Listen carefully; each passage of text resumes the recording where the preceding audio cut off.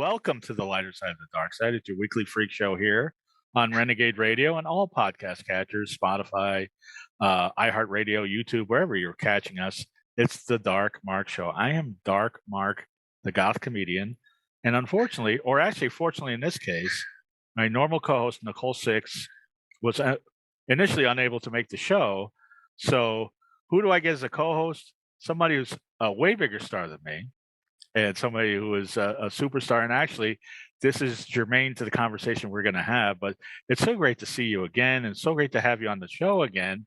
It's probably I've told you you are likely the first, but not the only, because I showed you there's been a lot in your wake. The first disabled sex symbol nationwide, former anchorwoman, former actress, former so many things, former reality show star. You've seen her at Carnival. You've seen her on Nip Tuck.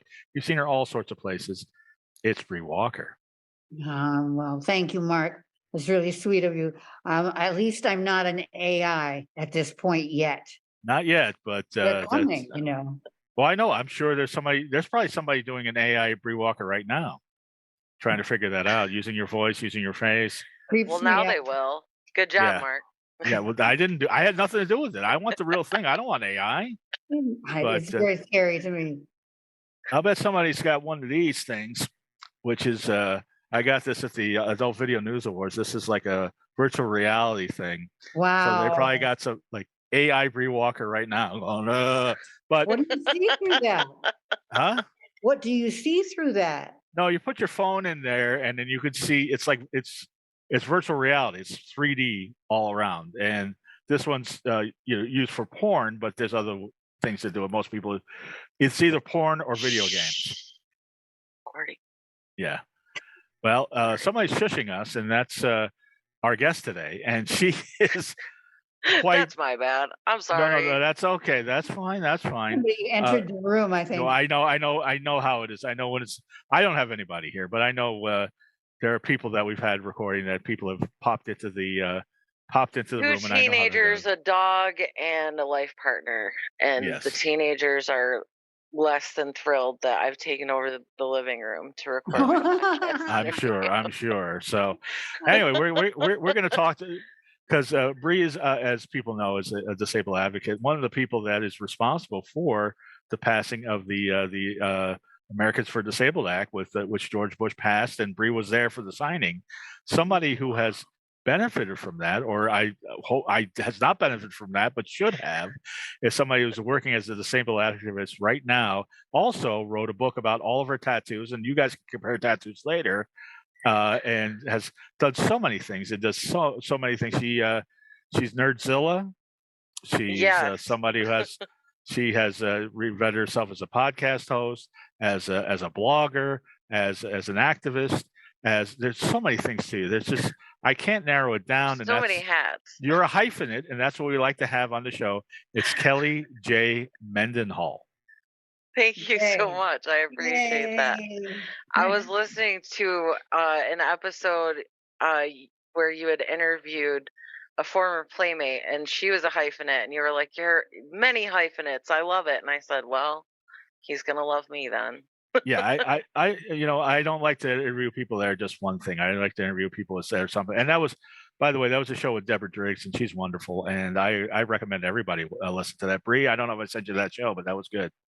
She will now. Oh yeah, I will now. She gave me actually some good advice that I was able to use. And anyway, forget the past shows. I want to be in this moment, and I really need to. You have so much going on. I have to keep up with your energy. So this is why I'm drinking this. Let me see if I can get in the camera here. There it is. Green screen. Oh, yeah, my green screen is washing it out. I'm just drinking iced tea out of a boring tumbler. No, I'm drinking this. This is Ray's energy drink. This is the best energy drink. I've tried them all. I tried the energy drink shaped like a bomb. I tried the energy drink that had horny goat weed in it. I tried the Steven Seagal energy drink. This is better. This not only does it taste the best. Has an energy drink? Not anymore, but he used to, and it was actually really effective. It woke you right up, but it just tasted. It was like the worst tasting drink I've ever had. Not like this. Ray's is great. This is actually Baja lime flavor which tastes like Baja Blast from Taco Bell. They also have Voodoo Fruit Punch. They have Galaxy Burst that tastes like Fruity Pebbles, sour Are gummy they worms. sponsoring this episode? Yes, they are. Should be. Well, okay, that's why I'm talking about that. I normally, yes, yeah. No, I trust me. I'll throw in some other sponsors later, but this is good. The reason this is the best, not only does it taste great and really work, because I'm talking a mile a minute, so it's already working. I just had a couple sips, but 0 calories, 0 carbs, 0 crash. They don't have these at 7-Elevens and grocery stores. They have these at GNCs and vitamin shops, but why pay full price? Go to the code in the description of the show. Get 15% off a case of Ray's energy drink. Sure. Get that 15% off code. What flavor are you drinking, Mark? That is Baja Lime, which tastes like Baja Blast. It's really good. It's kind of a lime soda sort of thing. It's really good. And that's my favorite flavor. I was going to get something else, and I was like, you know what? Why mess with that? I like this one. And that was. I don't think I've ever seen you without an energy drink in your hand. That's right. That's right. And you'll never see me without this particular energy drink from here on in. Great. So Kelly was born and raised in Flint, Michigan. Or maybe you weren't born in Flint, Michigan, but you were raised in Flint, Michigan. No, I was born there. Yep. And genuine Flintstone, as we call it. You're a Flintstone. Now, you,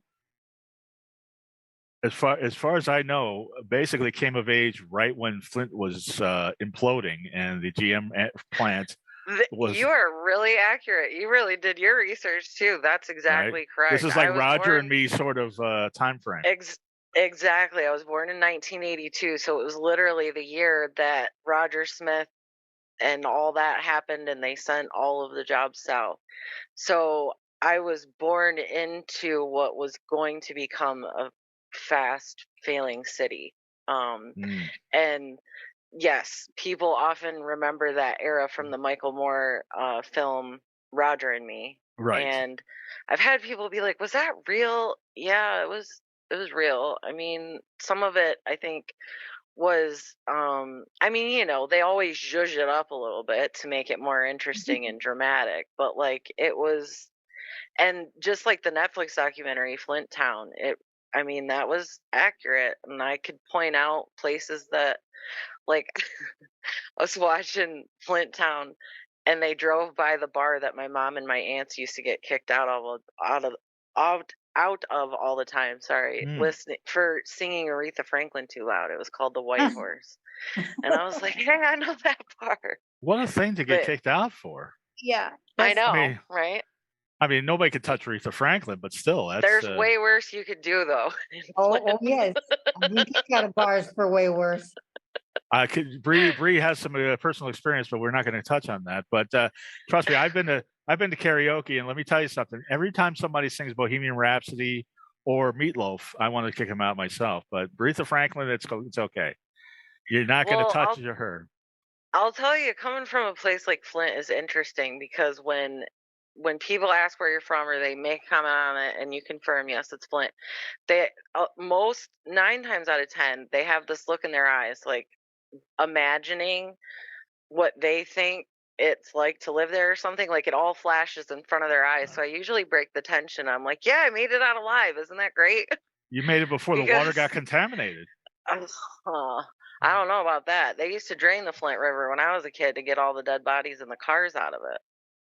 Because that's where everybody. So imagine my surprise when I heard that they had supposedly cleaned it up enough to drink out of in the first place. I had my doubts, is all I'm saying. But yeah, the Flint River was, when I was a kid, I think once a year they would like drain it down so they could find the cars and the dead bodies. Bodies and other contraband. And other evidence. But never Jimmy Hoffa. Damn it. I was always hoping.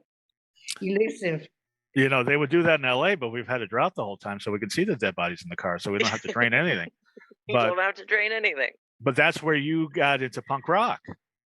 Yeah, so my oldest sister is actually 9 years older than me, and that Okay. is how I really got into punk rock because Mm-hmm. she was listening to stuff way over my head when I was a kid, and I worshipped her. So I just Mm-hmm. wanted to like be around her and her friends. I remember being like 6 years old, no, it had to have been younger than that. It was after my Mm-hmm. dad passed. I was like maybe 5. All right. And we lived in a trailer park after dad passed away, and they were like, her and her friends were making me pose with cigarettes and recite Dead Milkmen lyrics from the album Beelzebubba. Right. Like, that's one of my core memories. That's very So, healthy for a 6-year-old to do. right. Yeah. So, That has some so, teeth to it. I mean, I've seen some things, I've lived some life, but yeah, and she took me to my first hall show, my first underground Flint, Michigan punk rock hall show where there was a mosh pit. Mm-hmm. It was my 7th birthday, and she somehow talked my mom into letting her take me. And I remember that a skinhead named Corey was the one who put me on his shoulders and like ran me around the mosh pit in a Nice. circle. And yeah, it it was definitely an experience for 7 years old. It was an That's experience, but that's that's kind of sweet yeah, in its own way. it Crazy. is. I mean, we I would lived in a imagine they would crazy have a big, place. I would imagine they'd have a nice punk rock scene because, I talked to, I don't want to brag and bring up past guests like I have been, but I talked to Glenn Matlock of the Sex Pistols a few weeks ago, Yeah, and that was born out of just the similar situation where all the jobs left and there was just this industrial wasteland. So I would imagine yeah. Flint had a similar thing. Oh yeah, it was very well, and at the time too, so when I was growing up, I was born in 82, but by the time the 90s rolled around, then you're into the Gulf War and everything. NAFTA has started, like all of these things, compounding situations far beyond Flint, but they're all impacting the type of economy, with Mm-hmm. the industrialization and everything. And I think it caught up to everyone in Michigan later because like I always say Southeast Michigan is kind of a world within itself. It's a Mm-hmm. state within a state. It's very automotive industry based. That's where all the jobs are. I mean, even the service jobs and everything depend on all those Right. automotive workers and everything. And I think they were so used to the ebb and flow of union life and like the automotive world where you would work 6 to 7 days a week for like sometimes double or triple shifts, Mm-hmm. to like speed up production. And then you'd go through a period where everything would shut down for Mm. several weeks Right. or several months. Mm-hmm. And that was just kind of the ebb and flow. And you would get paid while you were laid off, not as much as you would while you were working, but that's what people were used to. And so when 2008 happened, that was to me when things got more interesting because I was older and I was able to understand it more.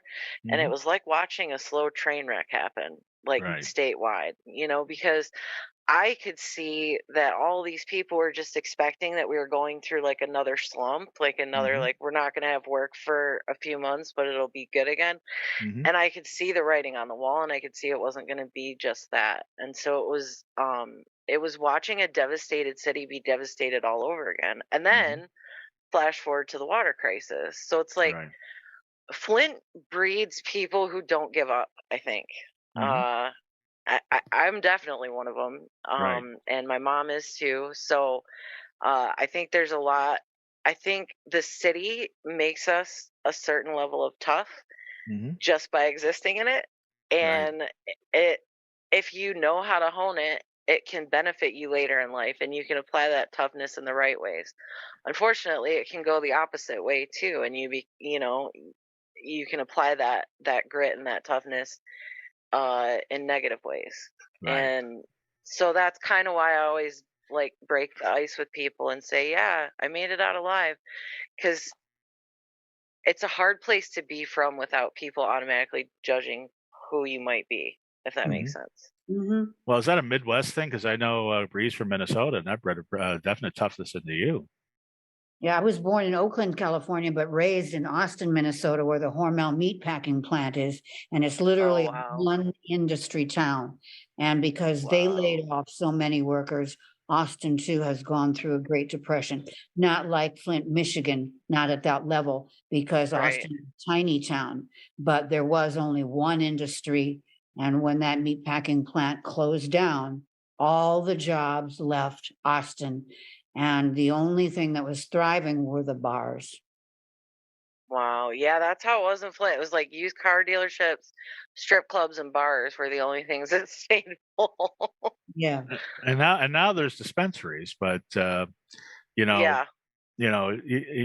if you just want to chill out and you don't need a dispensary, you can go to one of Right. our other sponsors, Renegade CBD, and Ooh. they have gummies, they have white chocolates, they also have, and I've got some coming, Bree, so I'm going to give you some of these, the CBD bath bombs. Ooh, Ooh. So that's a good if you idea. need to relieve the stress, get some CBD bath bombs from renegadecbd.com.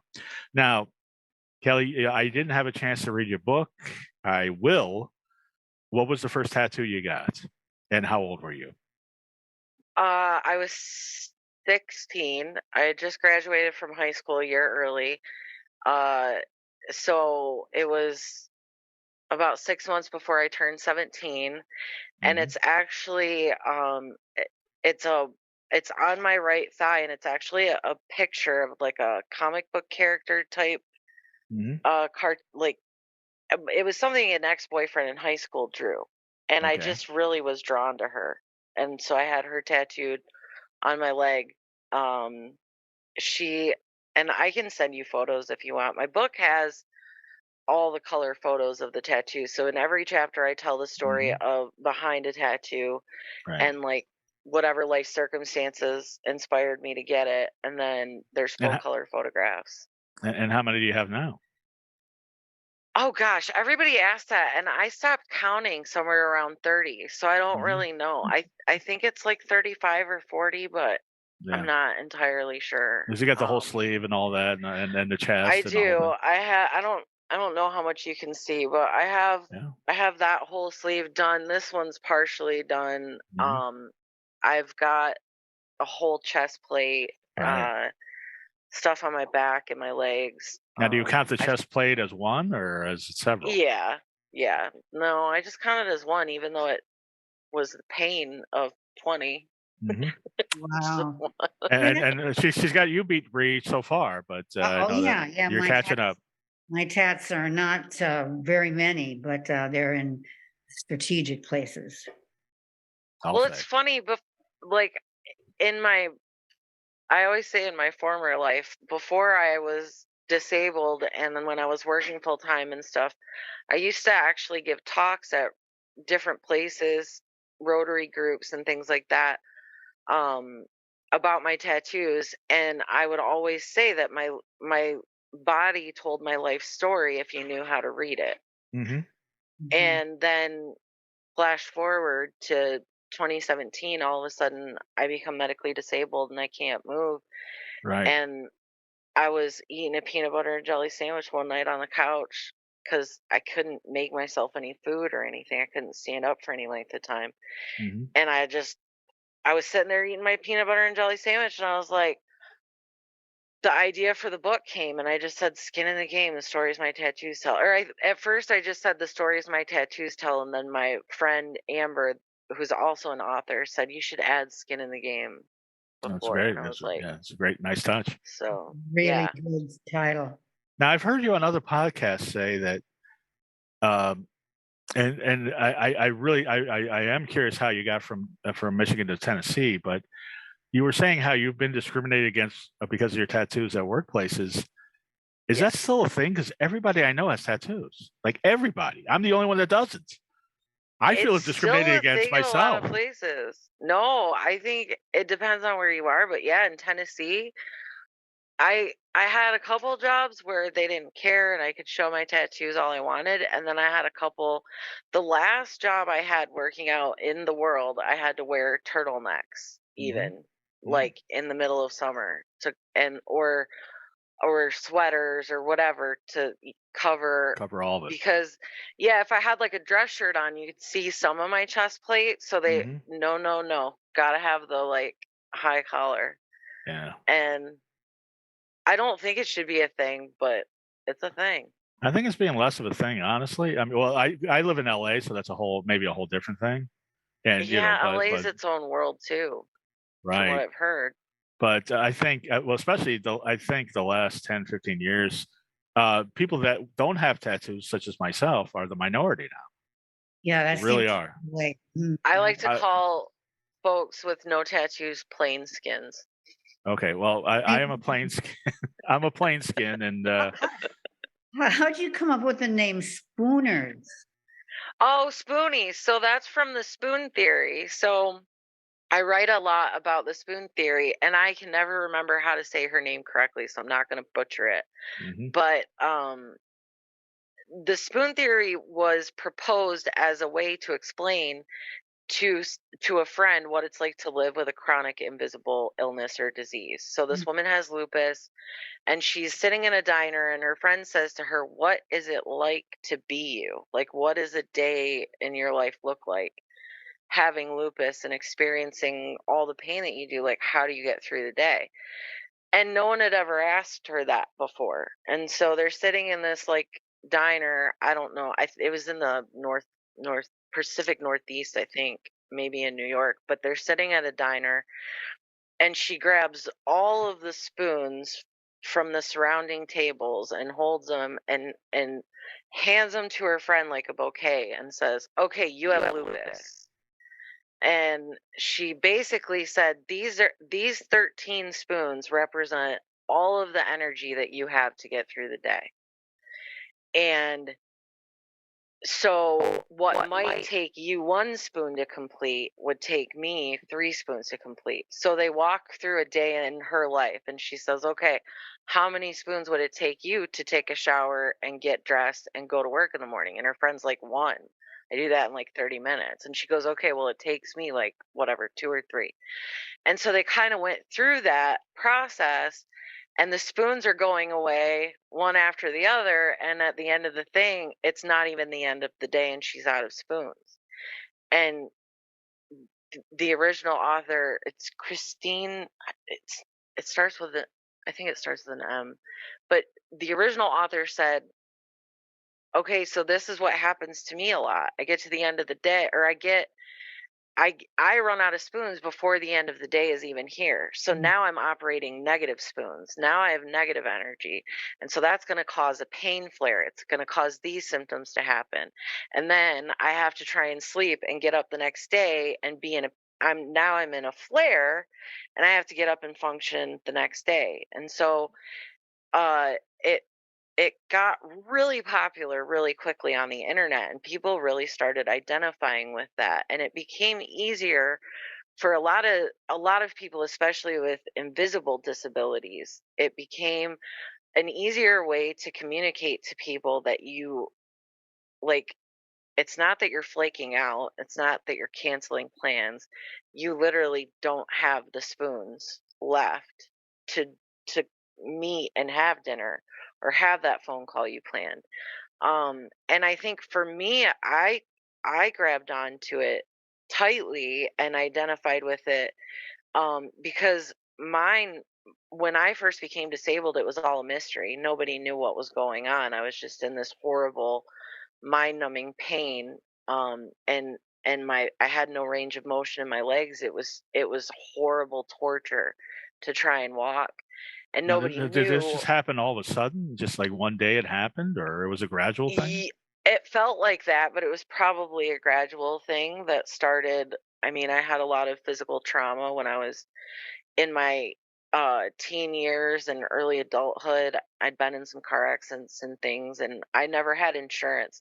So we were like the kids that if you got into a car accident and the ambulance came, you would turn away the ambulance and get a friend to drive you to the hospital because you can't afford the $500 fee for the ambulance. So I think not having access to care and things, I think I had a lot of different injuries, and things that existed because of who I am as a person and whatever my genetic makeup is, that I think were exacerbated by the fact that I didn't have access to care for most of my life. Sure, exacerbated by that. You're right, because a lot of it probably, a lot of what has happened and come to light probably could have been prevented, or at least the damage could have been minimized. But because doctors didn't believe me about the pain and things that I was experiencing, uh, and I was being gaslit constantly by them because they would say things like, well, there's nothing on the MRI to justify the pain that you're saying you're in. Or, there's nothing obvious that would show why you would be experiencing loss of feeling or use in your legs or your arms. And it's like, okay, I get that you're not seeing why it's happening, but it's happening. Right.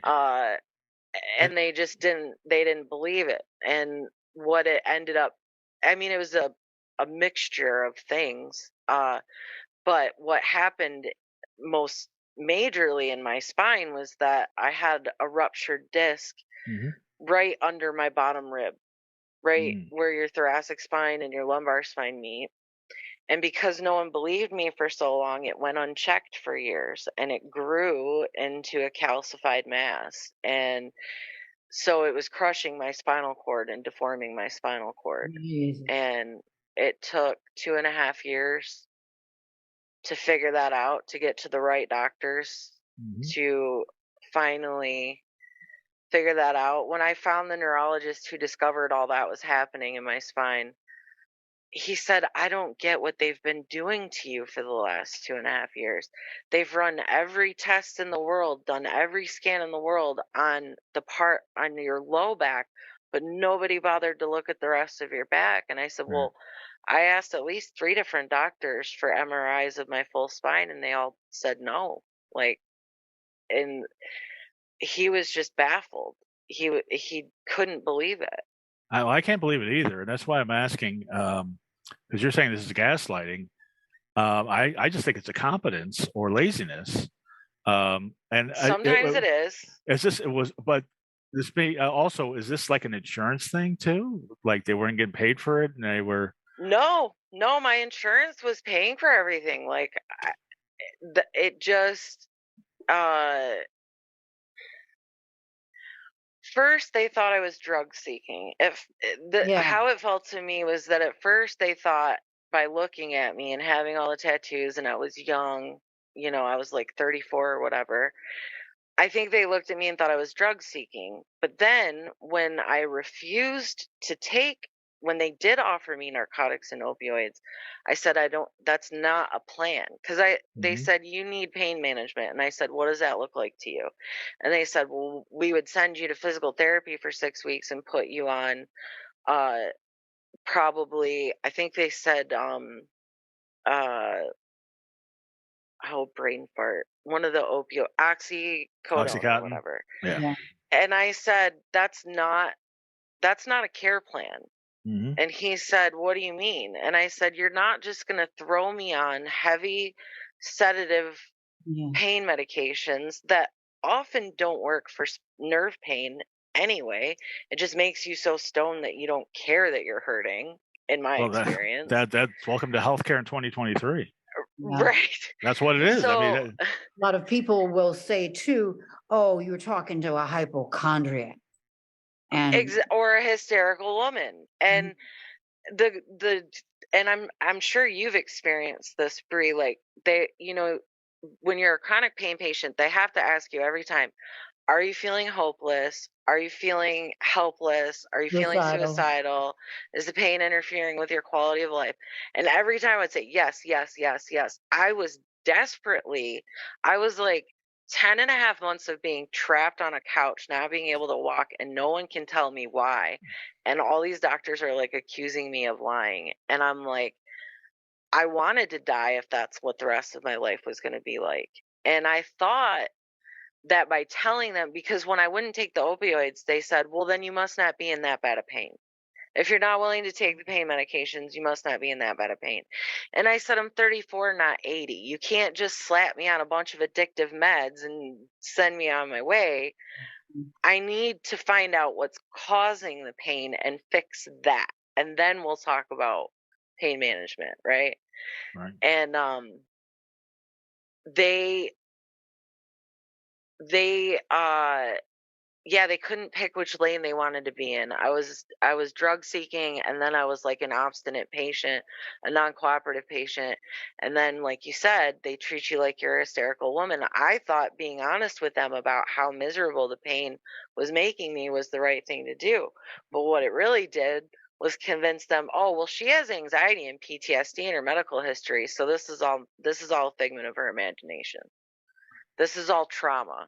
It's all anxiety. Bree, do you have any horror stories about doctors treating your medical condition or possibly your children? They just didn't really know what to do with me because ectrodactyly is rare. And when it's a complete complicated case, as mine is, that means it involves both my hands and feet. And it's extreme in its shape. Doctors just really didn't know much about it. So I've actually been written up in medical journals that are read by doctors now. My daughter came across one when she was looking for some help for her daughter, who also has ectrodactyly. And the doctor said, well, all we'll know of is one patient who's written in the medical and she happens to be someone who's on television.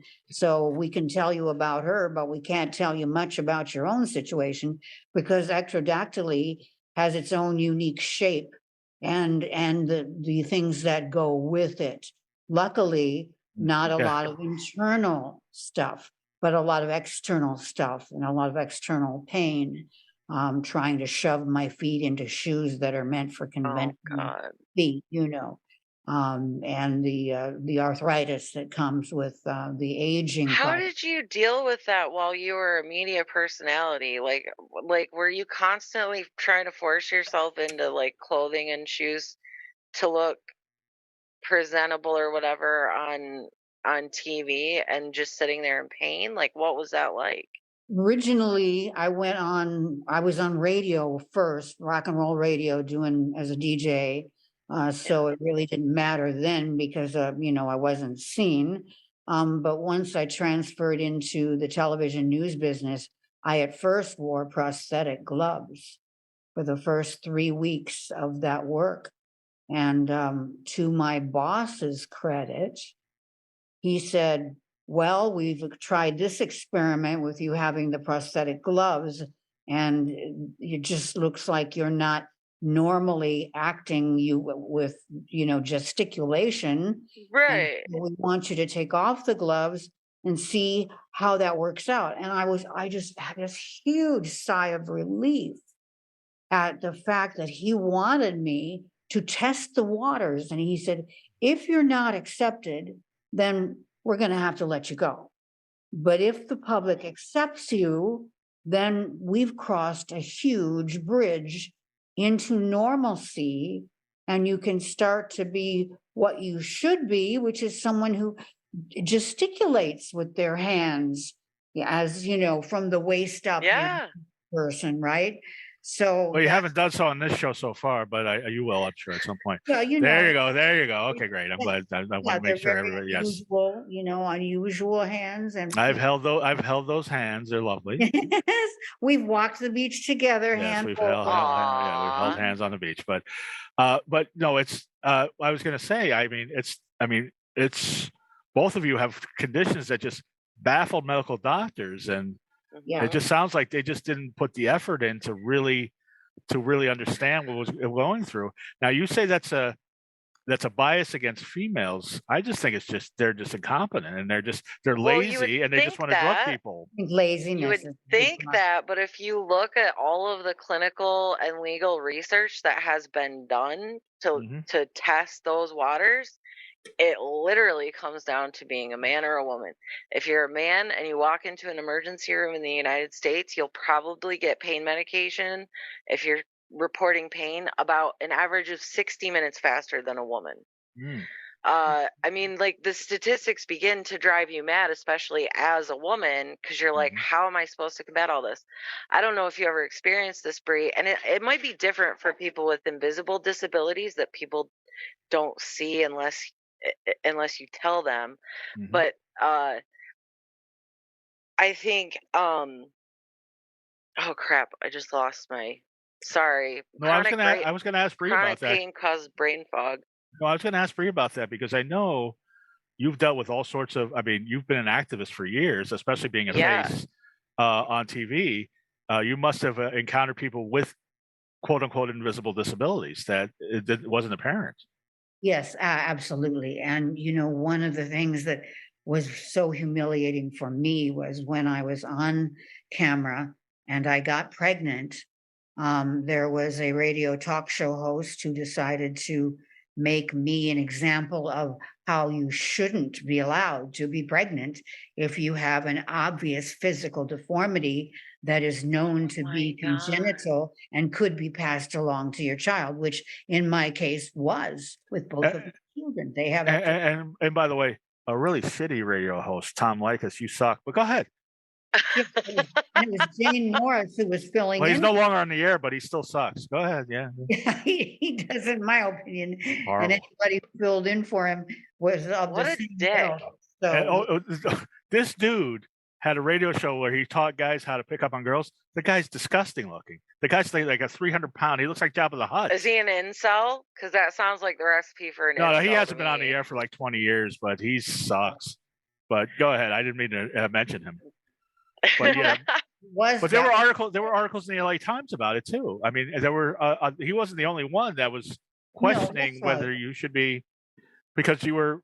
I shouldn't mention him either, but you were married to Jim Lampley at the time. It was a very high-profile coupling, and you guys were actually the inspiration for the movie Anchorman because you both were anchor people on the same newscast. That you were. That's where the inspiration for that movie came from.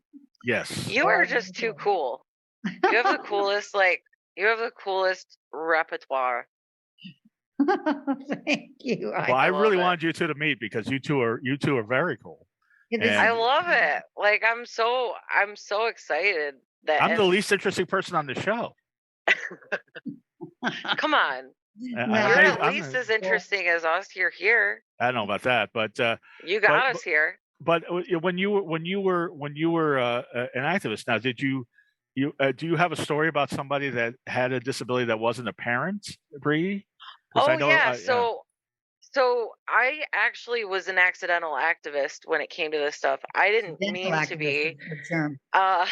Yeah. I actually have two friends whose mystery diagnoses I helped get solved by advocating for them with doctors. And one of them has a Chiari malformation, which means that her brain is too big for her skull, and it was pushing out of her skull and pressing on her spinal cord and causing a bunch of different problems. Wow. And of course, everybody had been telling her for years that she was just fat and had migraines. You have menstrual migraines. You're too fat. And it turned out it got pretty bad. And they never did an X-ray or brain scan? No. Wow. No. MRI would have shown that immediately. And it was just like, I don't know. It was frustrating. The only reason why we got them to do anything at all was because she said, I fell off a mini bike last week. And the nurse said, did you lose consciousness? And she said, no, just pride. But the nurse was watching her fall like in and out of like, really, it was like she was unconscious but not. It was really bizarre. She was having crazy symptoms because her blood pressure was like dangerously low, and she was just kind of in and out of delirium. And I pulled the nurse aside and I said, I am her best friend, and I know her medical history and I know her cycle. We're on the same cycle. It's a whole ass thing. Like, I know something's wrong. She might not have lost consciousness when she fell last week, but it wasn't like her to have that happen either. Can you please talk them into doing something, a scan.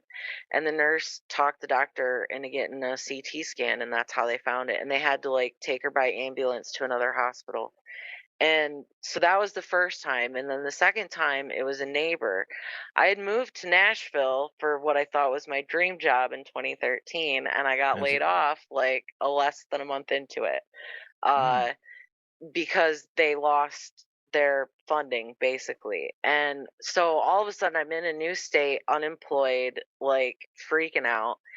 And my neighbor upstairs, her dog and my dog became best friends. And through the course of our friendship, I started seeing all these things. Like she would have delirium, she would sometimes fall, she would have falling spells.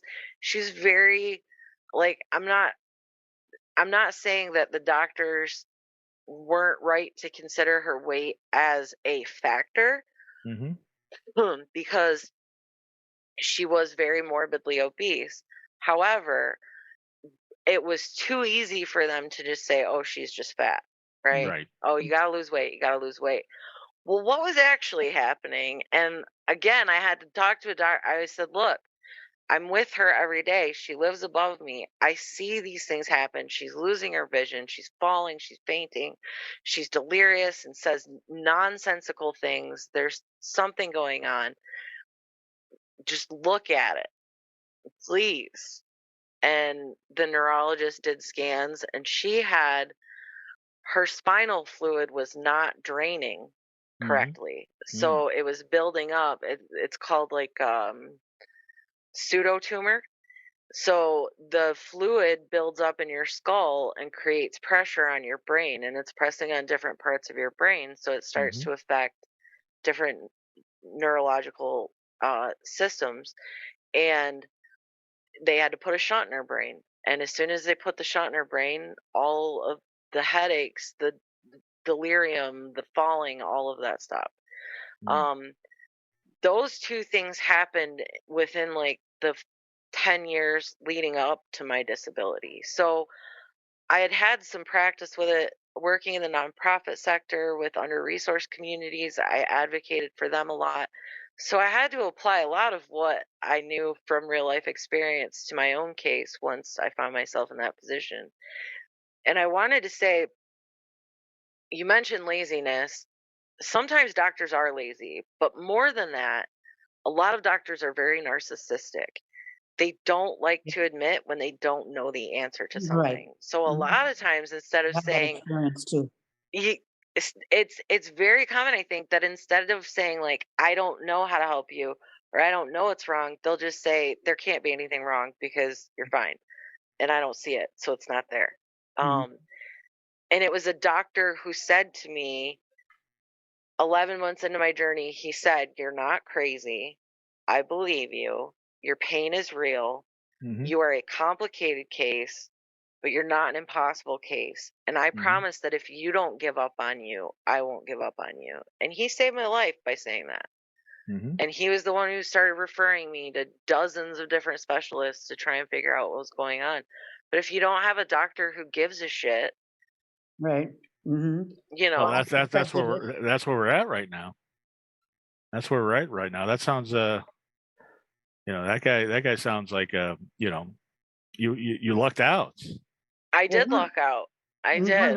One of the things that happened to me when I was pregnant and working in New York City on the news there was that because I was getting specialized examinations at Mount Sinai Hospital in New York, they were really as forward thinking as you would expect it to be because of where it is. Right? They're dealing with AIDS babies. They're dealing at that particular time. They're dealing with all kinds of strange anomalies with birth events, and they encouraged me to have an abortion. Encouraged me, which I found offensive. And heartbreaking that this would be suggested to me, because it was obvious that the baby in my belly, which was my first of two children that I've had, had her feet pressed up against my uterine wall so they could see the shape of her feet, which were what they call claw-shaped feet. Mhm. So they tried to convince you to abort because of her feet? They had me go to the chief of staff and have a conversation about my options, is what they said. Options. And so, and then fast forward to when I worked in Los Angeles at Channel 2, and I was being seen by Cedars-Sinai Hospital with my second child. That was, again, the situation. They sent me to the chief of staff to talk about my options, as though I would automatically want options, since we knew that my baby was going to be born with ectrodactyly, this condition, and Right. I didn't want options. I wanted the Right. baby. So I Right. was again humiliated. So I had a public humiliation and a private humiliation that my then husband and I went through. And it was awful because not only did the talk show host continue to make this a whole deal during the last month of my pregnancy, it was also encouraged by the medical staff that I look at options. That was And it's so frustrating because they're such idiots. It's just it takes such ignorance and yeah. just a complete. I mean, they didn't want to have to look at what they didn't understand. Right. On the flip side, there were a few doctors that were very progressively minded. And they said, you know what? You need to contribute your blood to the Human Genome Project so we can learn more about ectrodactyly and ectodermal dysplasia and the other deformities and handicaps that go with deformed hands and feet. And so I did. I offered my blood and the blood of my babies to the Human Genome Project, and it got written up in manuals and got into medical literature and helped educate these doctors about this particular condition, which is rare. So there is a flip side. It's a minority. And the other flip side is that this didn't happen in the age of social media. Right. Yeah. Oh my God, that would have been horrible.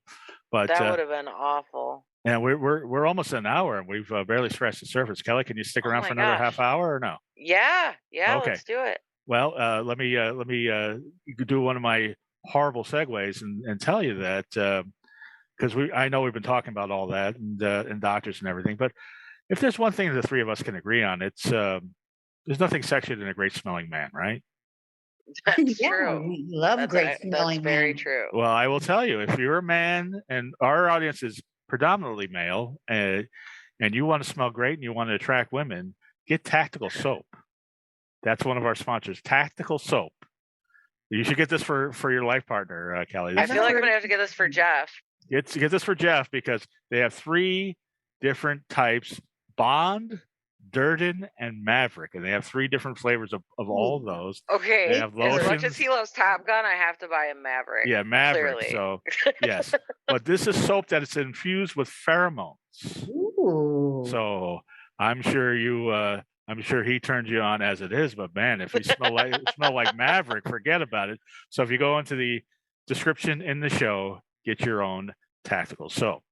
Now, do you have a bar handing in the studio with you, Mark? Yeah, I don't. I have some Bond on the way, so I will let you know. But next time I see you, Bree, I'll be smelling. You'll get those pheromones. That's where I was going. So yes, so but I mean, your background is in marketing, and obviously now you have such a social media presence, Kelly. My background was in nonprofit administration and fundraising and grant writing, and I took all of that and applied it to social media. I just talked and talked and talked, and to anyone who would listen for a long time and still do.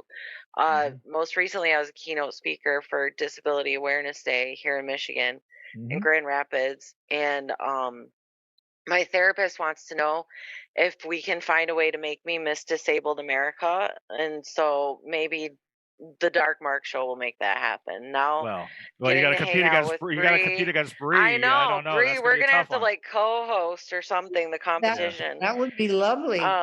Wouldn't it be awesome to have something like that? Who's the current? Is there a current Miss Disabled America? There's got to be. No, that's not a thing. Because there are a lot of, and I was showing Bree. There's a lot of disabled models now.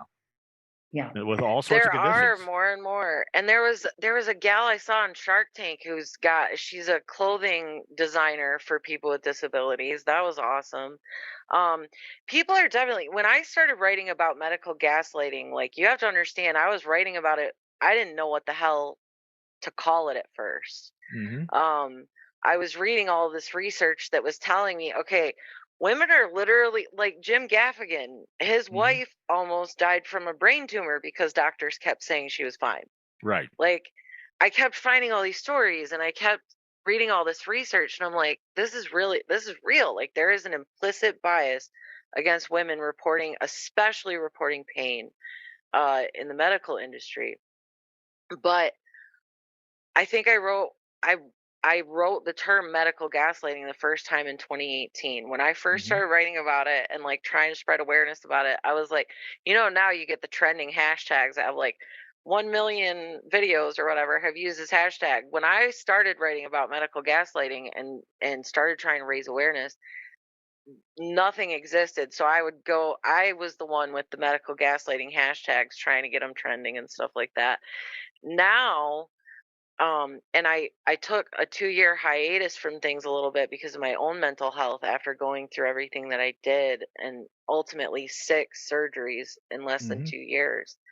I took a couple years off, but now it's like exploding. Like, people are making TikTok templates about medical gaslighting and like so basically they took what articles. They took what you invented and It's not. I mean, you took spooning so they could take medical gaslighting. Right. It's not inventing because, like, it's just an intellectual idea. It's not a copyrighted thing. But if only it was. Makes me happy. You'd be so rich now. I know. But it makes me happy to see that so many people are talking about it now, and that it is something that's part of more and more regular conversation, because and it does. Medical gaslighting absolutely happens to men too. There's all kinds of trends in the data. It happens to women of color more often than it happens to Caucasian women. Sure. If you're more aesthetically pleasing, is how they've put it in the research that I've read.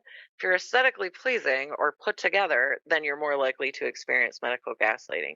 Because if you look all put together and done up and done well, then you must not feel that bad. So I always tell people who are living with disabilities and going to doctors, I'm like, look like shit. Go in your pajamas if you have to. If it's a bad pain day, don't cover up your dark circles under your eyes with makeup. Go in there and look how you feel. Because you led me down a road. I thought sucks. you were going the other way. Like, if they're hot, they get extra treatment. But no, you're saying that it's the opposite. If you're hot, you get preferential treatment, or it might be easier for you to get treatment. But what I'm saying is, like, that's why I'm saying go into your doctor's office looking haggard, because if you're super, they're not going to take you as seriously, and they might like placate you, but I don't know, it's just different. Look how you feel is what you're saying. Look how you feel. Yeah. Don't put on a show that looks like you feel great and you're not in any pain, because it's wrong. I'm not saying it's right, but this is the system that we're operating within, right? So it's like smash down the walls while also like operating within the system that exists and figuring out how to get the help that you need. Right. The existing bias does drive the train. Yeah, exactly. And I mean, I had all kinds of tricks. In addition to everything else, I'm an artist and I'm an embroidery artist, Mm-hmm. and I make like heirloom.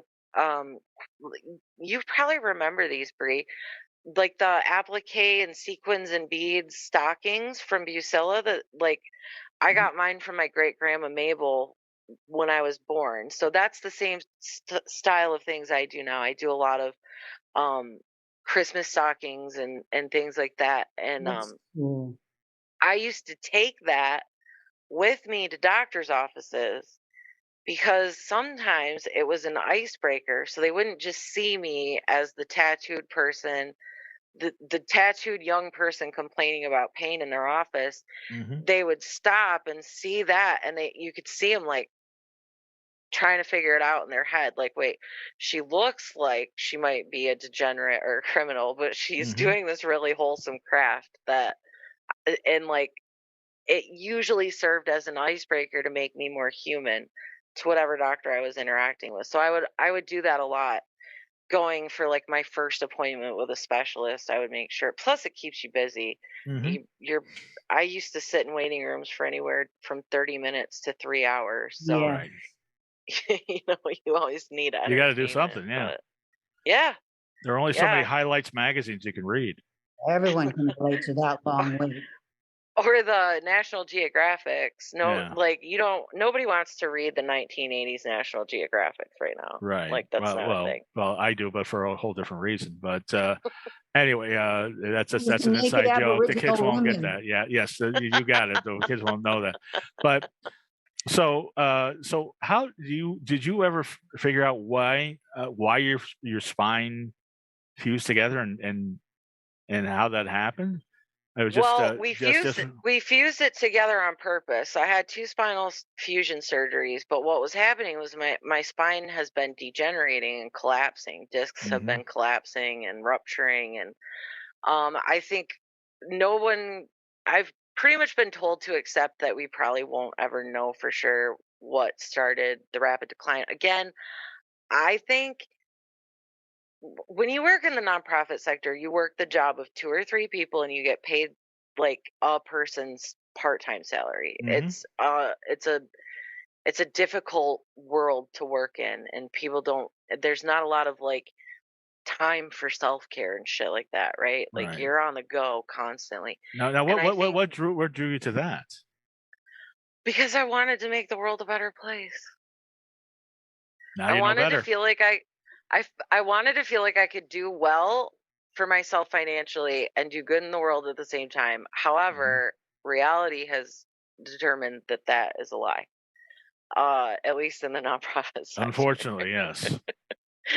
And I write about that in one of the chapters of my book. I write about like my disenchantment. I really did. I got into the nonprofit sector partly. My oldest sister Amber, who also got me into punk rock, is the Mm-hmm. one who got me into the nonprofit world.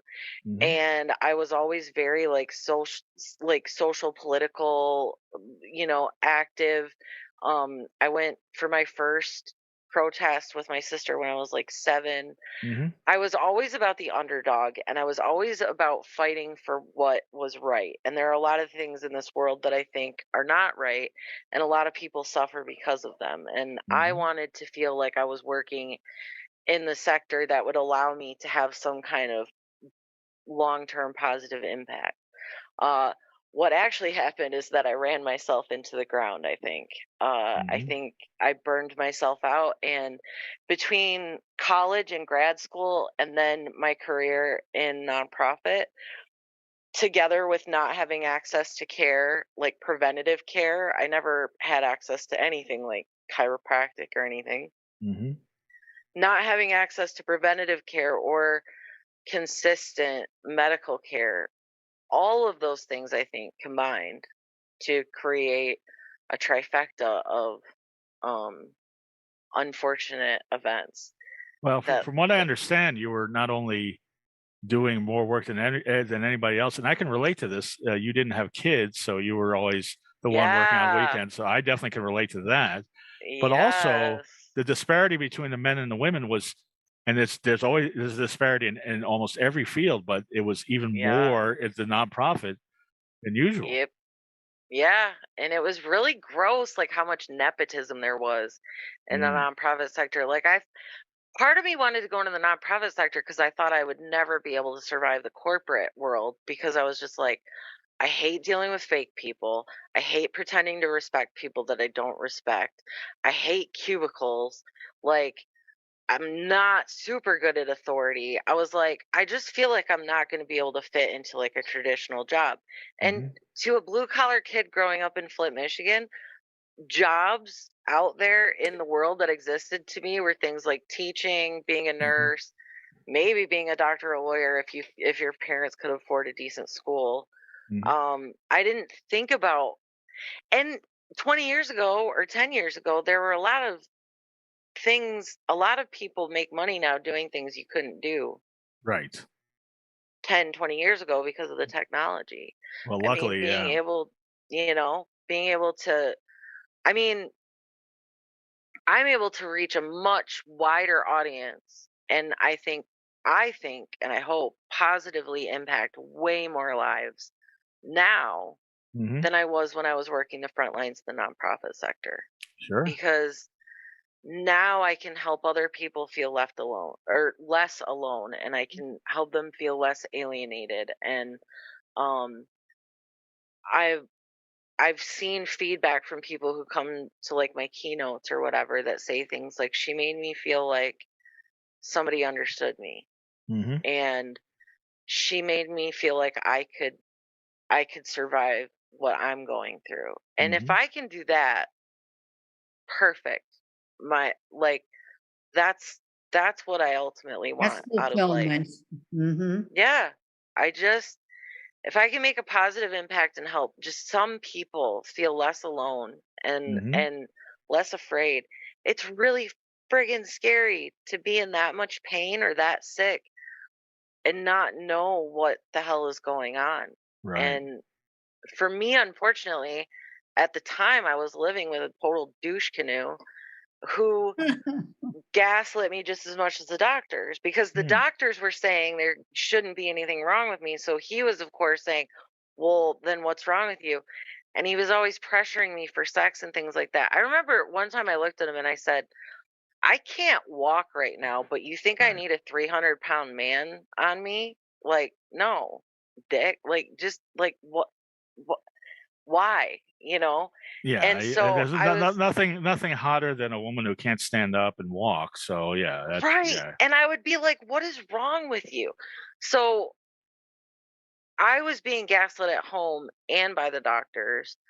Um, but the community that I was able to connect with online and through social media, especially the Mhm. Spoonie community, Right. um, that was that was life changing for me, and that was what kept me feeling like I was connected to the rest of the world.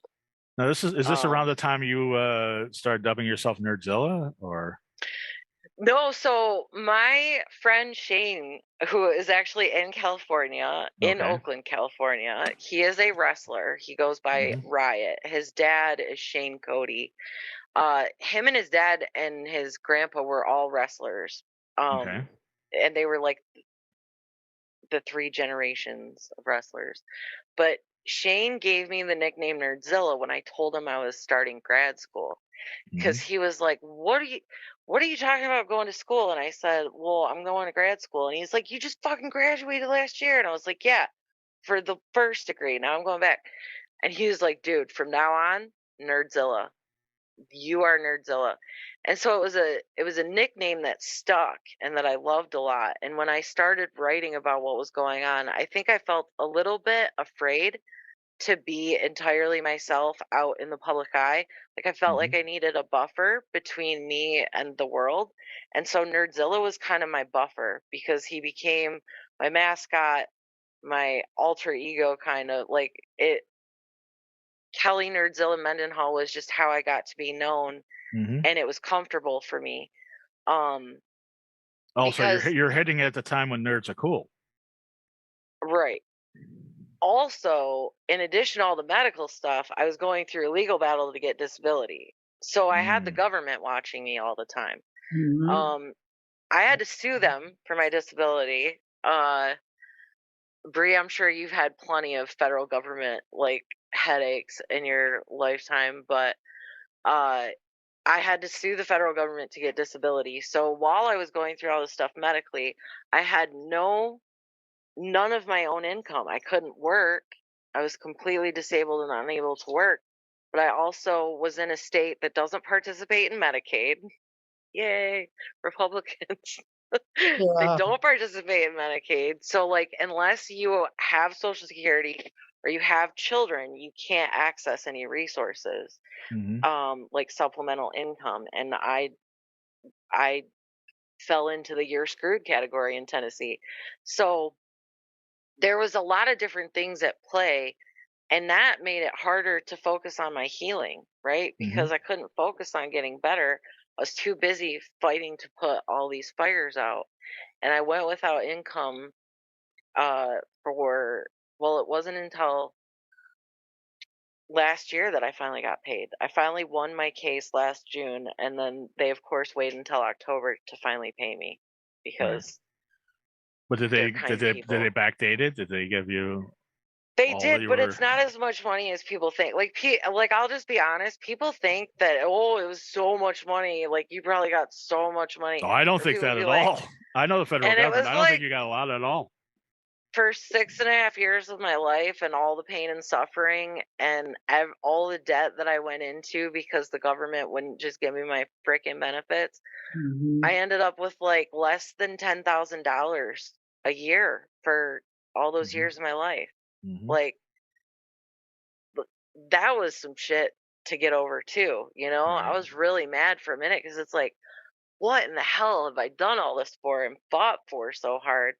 And I'm literally looking at evidence that to the federal government, I have like no value, and that was really difficult um, to undo that Right. damage emotionally. It was really Well, difficult. well, luckily I came to that realization a long time ago, so they don't give a shit about any of us. But maybe Yeah. Bree, that's about it. But because she's No, on TV, but I, that's about it.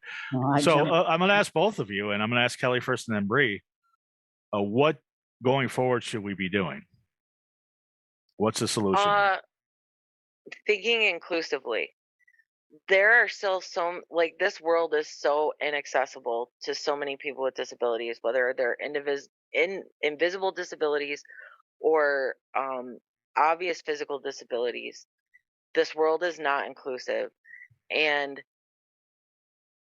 there is a big difference between going into a public space that tries to accommodate you versus going into a public space that is built for you. A quarter of our population is living with disabilities. So we need to start making the world more accessible.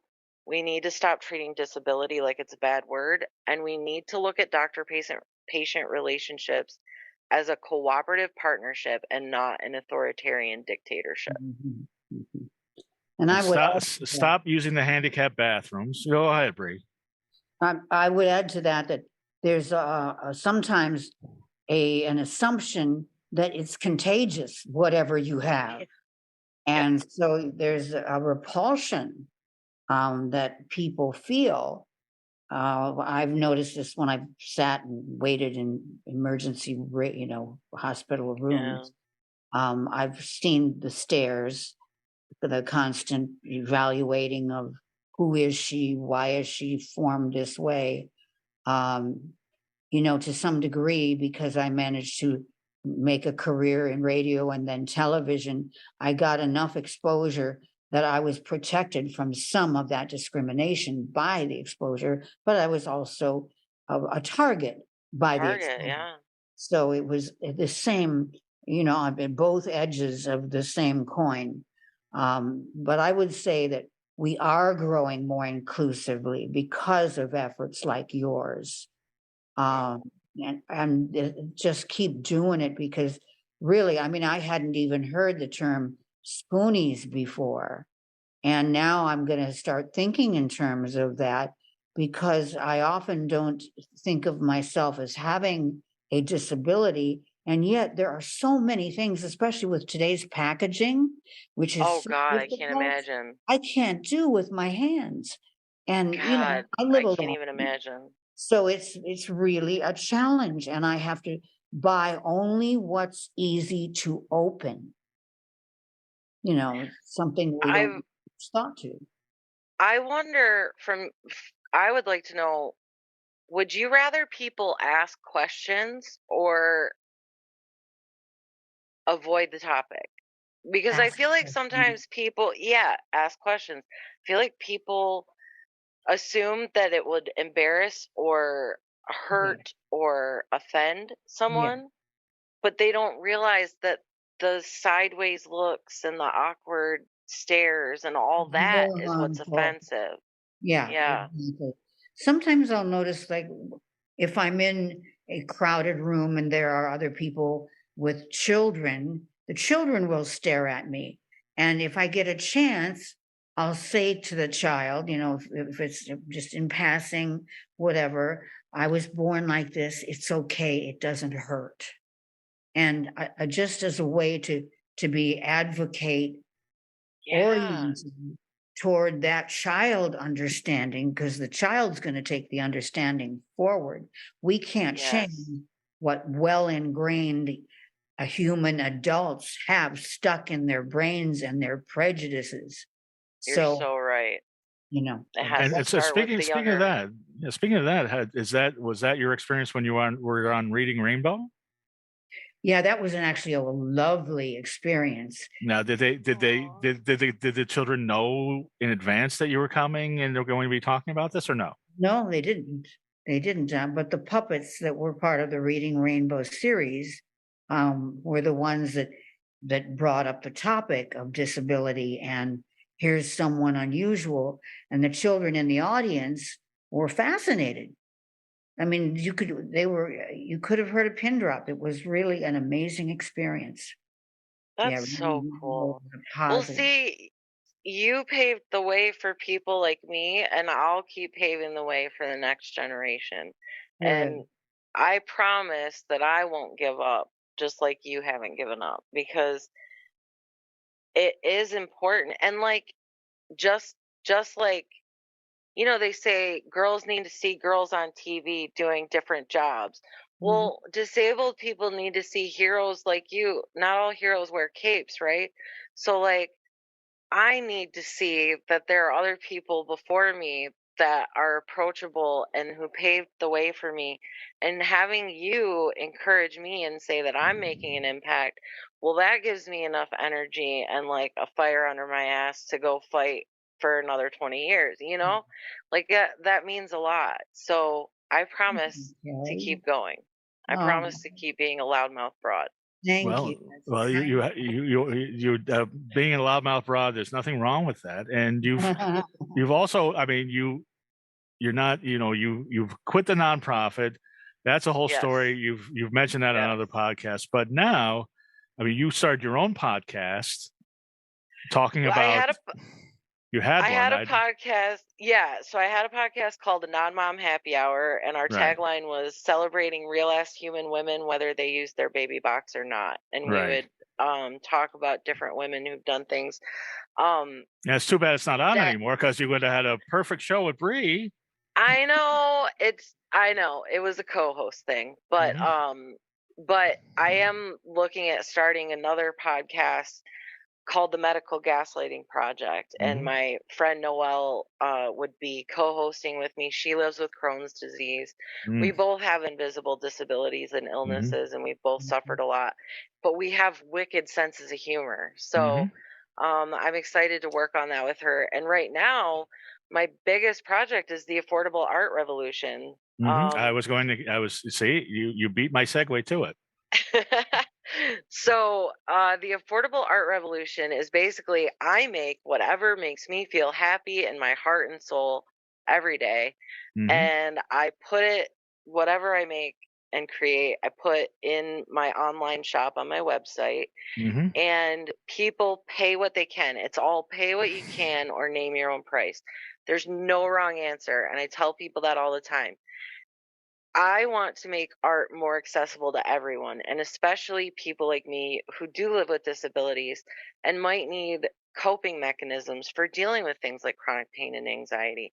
Mm-hmm. And my stitching helped me survive all these surgeries and all the idiot doctors and all the things. I survived because I kept creating. I was Mm-hmm. writing and sewing, and I wanted to find a way that I could feel like I could supplement my disability income or even surpass and be able to tell the government, like, fuck you, I don't need your disability income. Like, how cool would it be if I could make art more accessible to everyone and expose more people, especially young people, to like folk art and handmade, hand stitched things? And then maybe more people would start to come into this world as a coping mechanism, and they could build their own, their own hobbies and make their own things. And why is art so untouchable for so many of us, especially on limited incomes, when art is supposed to be for everyone? It's supposed to be like part of the human experience, and something that brings everyone joy, but it's become this like elitist thing that you can't get a hold of. A lot of the times women's artwork isn't considered artwork because things like hand embroidery, and like they used to say, oh, that's not art, that's crafting, you know what I mean? So it's like I wanted to spread more joy and love to spoonies everywhere Mm-hmm. by getting my art into their hands. And so I anything that's not a custom commission, people can order things like I do the Christmas stockings, and people can order the kit that they want done and have it personalized. That I charge like locked prices for, but anything that I just make and put in the shop is all pay what you can. And basically people check out on the site for shipping and tax, and then which is like $5.99 usually. And then they can choose how much they add to my virtual tip jar. Mm-hmm. That's a good way to do it. Yeah. Yeah. Now how's the Go ahead. pain now? How's the pain now? It sucks, but I live in Michigan, and so I'm So you're out of able Tennessee. I'm out of Tennessee and I'm in Michigan, which means I have plenty of access to medical cannabis.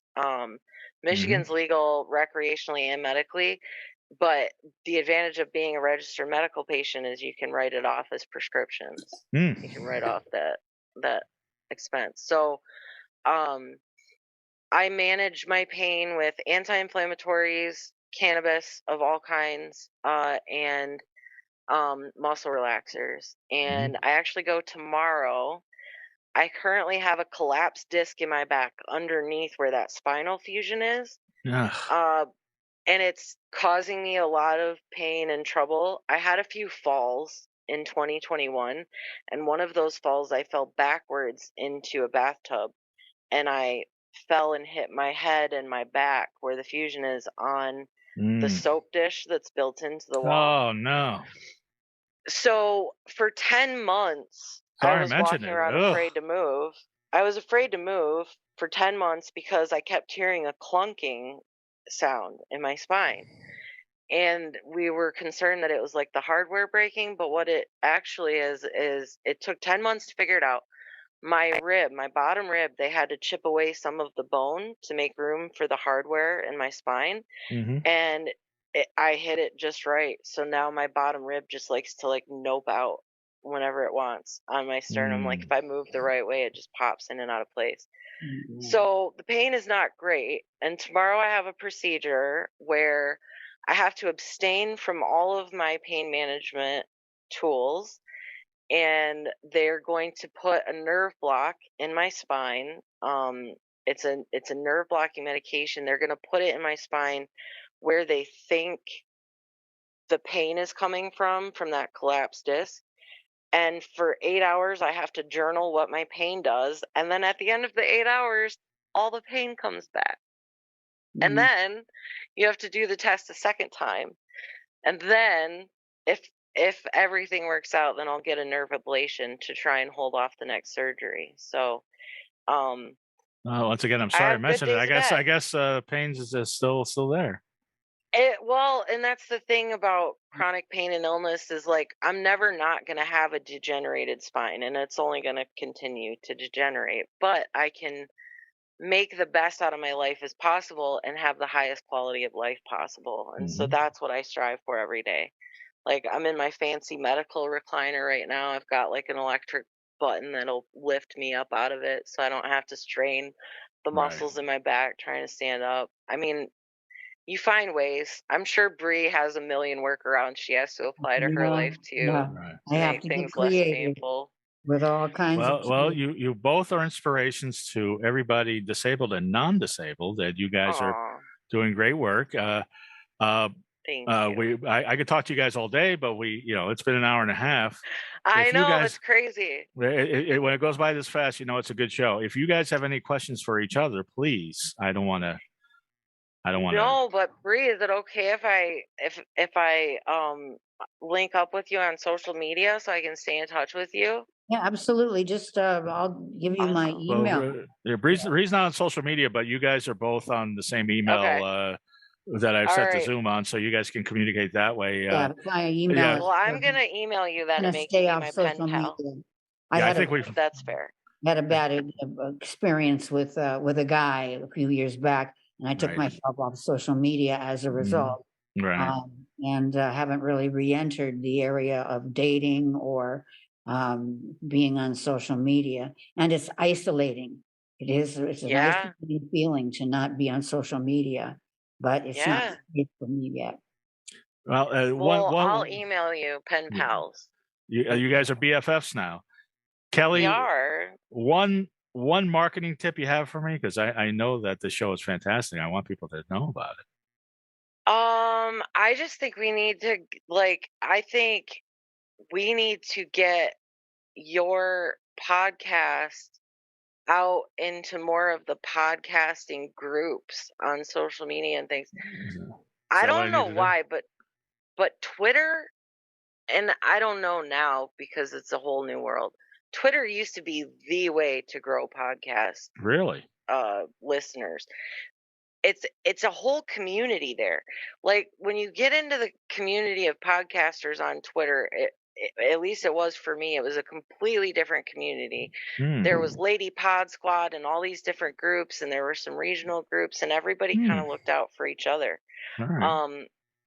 So most of the growth that I had in my podcast, I mean, you're doing well, and you've got sponsors, and you've got Renegade Radio and everything. But most of everything I did was like organic, like beating your feet on the ground, like it was all ground up stuff. So, but I will certainly help make people more aware of your show No, because I I've been appreciate it. enjoying I listening just to it. because that's that is your background, and you do such a great job yourself that I was I'm always looking for tips.